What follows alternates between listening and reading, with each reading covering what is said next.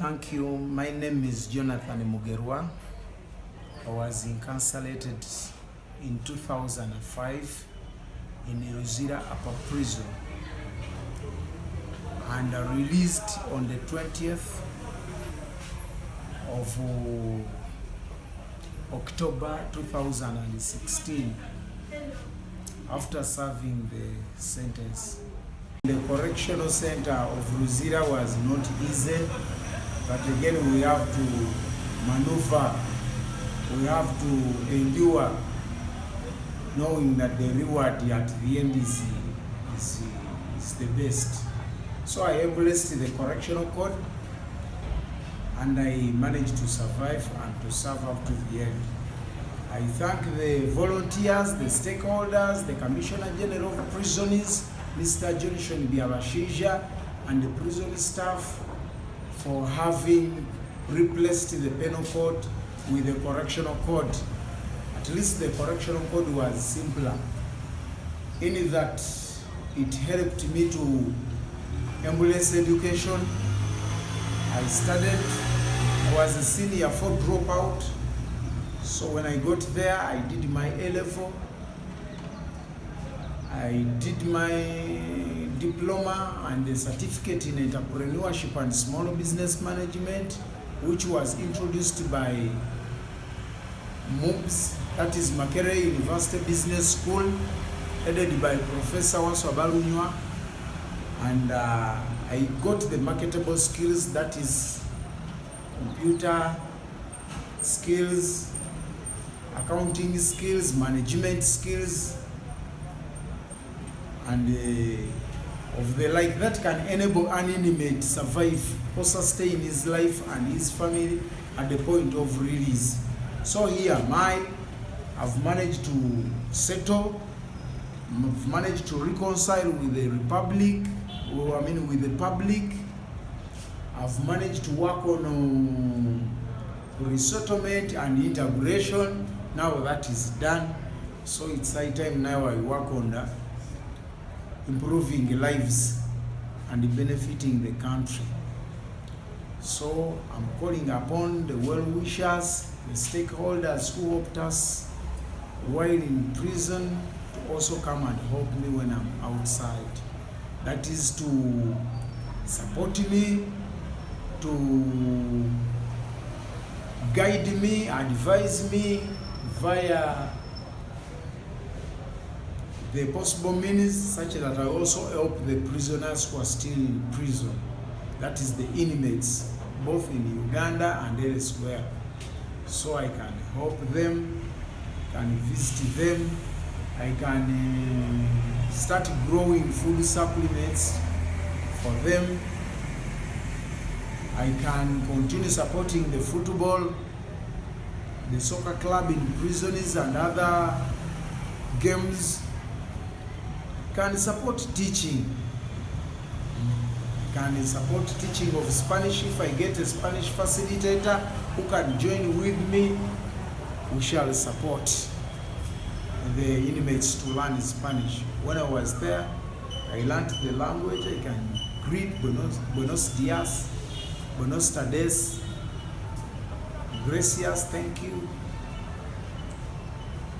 and so on, etc. So please, I'm calling upon the well-wishers, the stakeholders, to come and we join the efforts, the ex-offenders who are there, ex-prisoners who are there, who have understood the benefits of correction, to come and we correct the community before especially the youth. We correct the youth, we teach them on which behavior can amount into crime before they enter the prisons to cause congestion. For example, I use my case to tell the youth to avoid the substance abuse, to avoid moving out with bad company, because when they enter the prisons, it will be so difficult and they will regret. So please, they use my testimony to rectify, to change what has been going on. If it is substance abuse, please do abstain. So that is what I have, and appealing to the youth to avoid those dubious characters, because the repercussion is there. Don't go into crime, don't go into rebel activities, don't go into any subversive activity, because I've left there many people serving long stretches, doing time.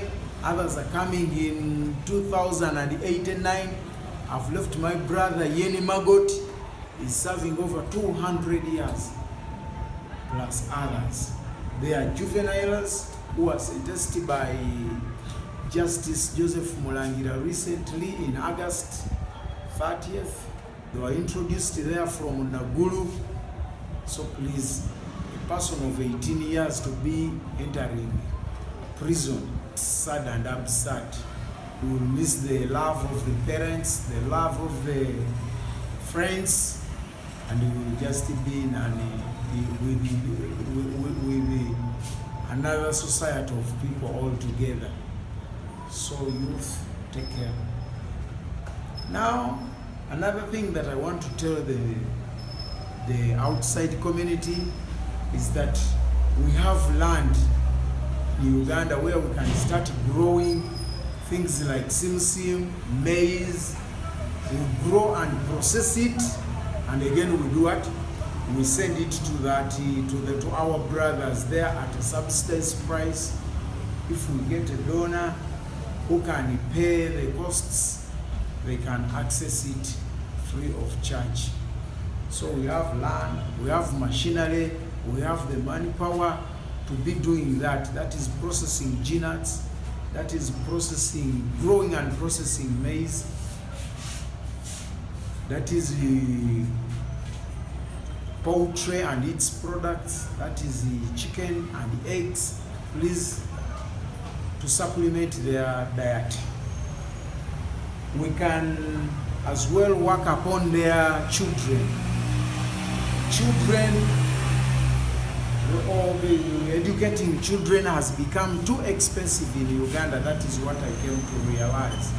Because now a term of a period of 3 months takes around 1 million for a child to study. So most of the inmates were parents.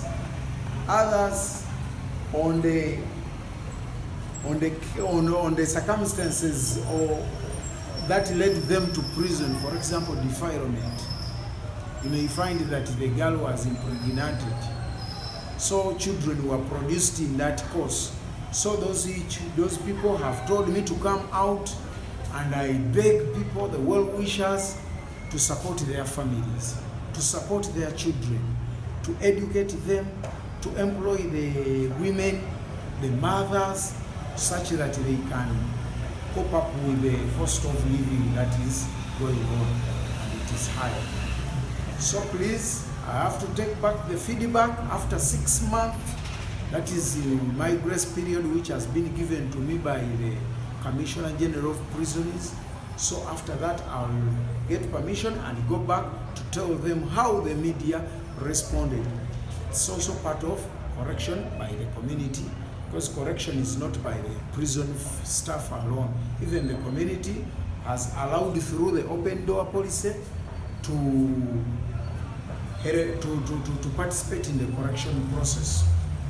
So please, if you have a school, if you are a volunteer who can choose to help a family, a child of an inmate, or even of a staff. I have some staffs who say, please, when your organization, that is Guyana Charity Services, Uganda, comes up after making it official, please come and tell us how you are going to be harmonizing the education of our children. That is, so the charity, the education program involves both inmates and the staff. So volunteers shall come up. I'm going to show you the email and the phone numbers. So please come. I'll be informing you more about how you can help the inmates the inmates' children and the staff's children. That is the inmates' child support. So another program that I wanted you to know, please, well wishers, the volunteers in the correction process, and even the stakeholders, that is the government, is about restoration. It's about reintegrating inmates. Inmates do serve periods, do serve their stretch, they do their time, but what I've seen, the challenge is how to reintegrate them in the society, how to put them back to the community. For example, for me, when I was released on the 20th of October 2016, I had to first rent a house in Ndeje, and I paid a full year. But again, Ndeje is too far for me to come and do what? And do work in what? In Kampala, and continue with my education in Makerere. So I had again to come here and rent another house because the other one was done abruptly. So I rented another house there, which almost cost 1 million. Buying a mattress, buying saucepans. So I'm calling upon the well-wishers to also look into the program of building houses where an inmate can stay for around 2 days or 1 week as he is looking for where to go, if it is going to the village. So please, even the security agencies have to be aware about that program, to be aware of that institution and that home, such that if there are some dubious people, they can come in, they can photograph them, they can capture their data. So please, that is also an area that needs to be covered. Another area that I've realized needs special address is our brothers who come to court daily. They spend the whole night waiting and preparing for court sessions. But when they come to court, they have no breakfast, they have no lunch, they have no refreshment. So please, if I can go there with mineral water, if I can go there with the snacks, and at least because they are heading for trials, yeah, they take some. They have no airtime to make phone calls, because when you get there, you have to communicate with your parents, you have to communicate with your relatives, such that they can come and so they can address the issue before it comes to worst. Before it comes to worse. For example, they can prepare a DR. They can prepare a DR, that is alternative dispute resolutions, and they settle matters out of court. They can make additional statements, for example, for the defilers, such that because the TPP has allowed the capital offenders who are on defilement case, who are on rape cases, to settle matters outside court, that if there is a mediator. So please, I can stand there, I mediate two parties, that is the accused and the complainant, they come to a resolution. So if I get money to get the office, all that will be put in the proper mechanism and in the proper way. So Guyana, we have registered, our office is there, but it is not equipped. So please, I'm calling upon the well-wishers to help me equip the office. Now I'm just working and doing this work in other people's office. So please, I call upon you to support me with money or with the computers or with the furniture, such that I can do it. I can equip the offices, such that I can buy the telephones, I can buy the airtime. This is not for me alone, it is for the community as well, because everybody is a potential prisoner.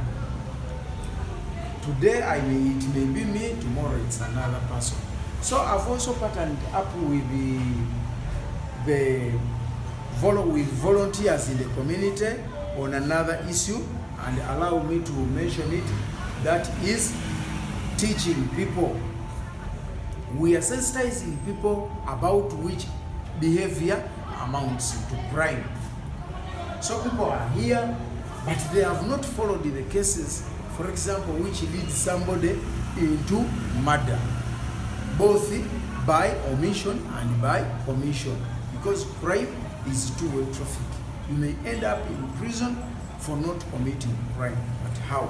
You could do something, but you refrained. You did not do it.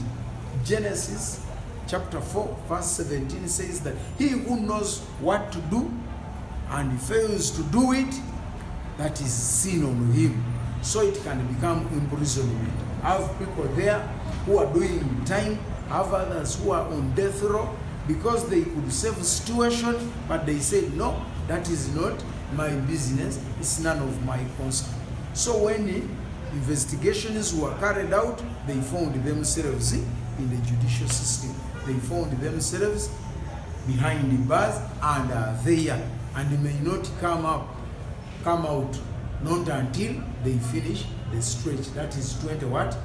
20 whatever. So please, those are the areas that needs special address, that needs our response, that needs our correction, such that we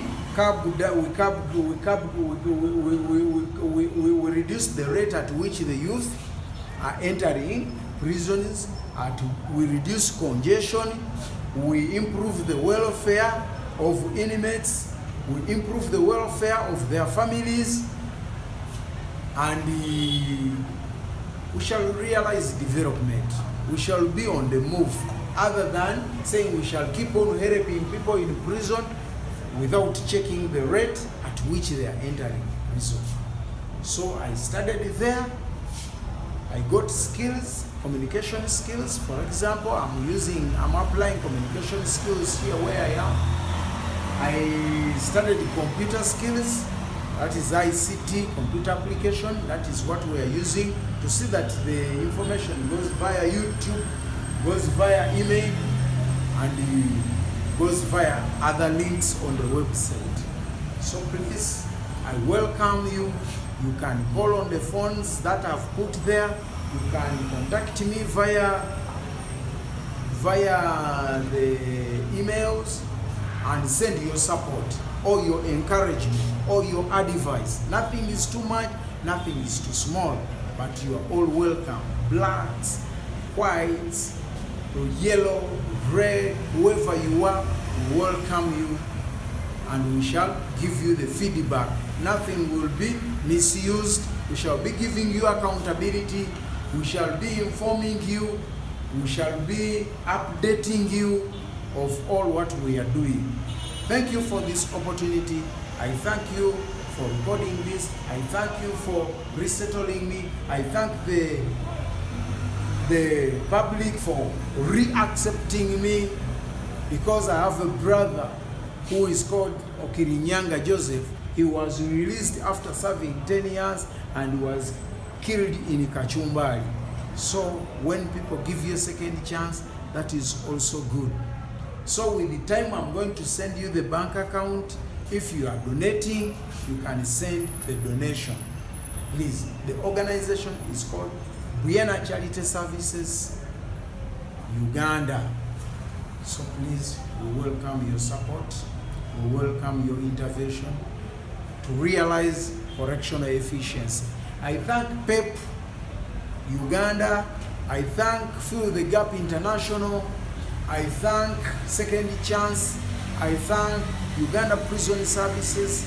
I thank Mukono Mission Team, Reverend Canon Titus Balaka, for your support.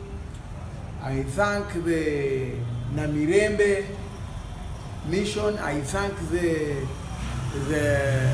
team from All Saints Church. All Saints Cathedral. I thank MUBS University, that is Makerere Business School. I thank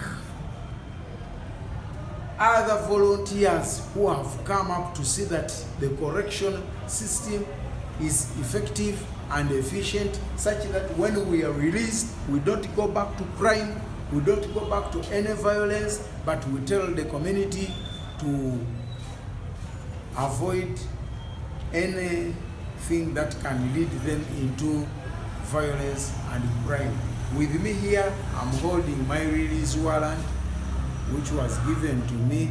It did not have this photo, but I said it is wise to put a photo. Maybe the prison services will start putting people's photos. So please, that is it. I'll be updating you with more information. Goodbye, adios, shall meet, hasta luego.